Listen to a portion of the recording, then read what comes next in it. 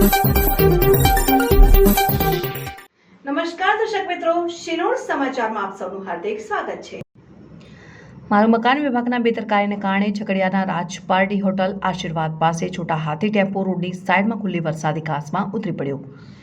ભરૂચ જિલ્લાના ઝઘડિયાથી પસાર થતો સરદાર પ્રતિમાને જોડતા માર્ગનું નવીનીકરણ કામ હાથ ધરવામાં આવ્યું ત્યારથી 4 લેન માર્ગ ચર્ચામાં રહ્યો છે। આ માર્ગનું કામ વર્ષોથી ટલ્લે ચડ્યું છે, જે પૂરું થવાનું નામ નથી લેતું ને આ માર્ગ એટલો બિસ્માર બન્યો છે કે માર્ગ આ અકસ્માતો સર્જાયા કરે છે, લોકોના જીવ પણ ગયા છે। અને આજરોજ રાજપારડી આશીર્વાદ સામે હોટલ સામે ઉમરલા તરફથી રાજપારડી તરફ આવતો એક છોટા હાથી ટેમ્પાના ચાલકે સ્ટીયરિંગ પરથી કાબુ ગુમાવતા કે અન્ય કોઈ કારણસર રોડની સાઈડ ઉપર વરસાદી પાણીના નિકાલ માટે ખોદેલ ઘાસમાં ઉતરી ગયો છે।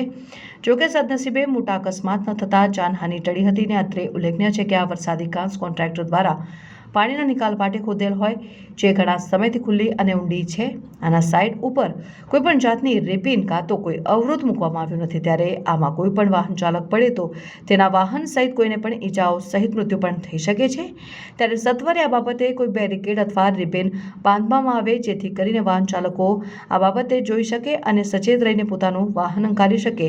ત્યારે અહીં તંત્ર આ બાબતે કોઈ કાર્યવાહી કરે છે કે કેમ તે જોવું રહેશે। બ્યુરો રિપોર્ટ ઝઘડિયા, શિનોર સમાચાર।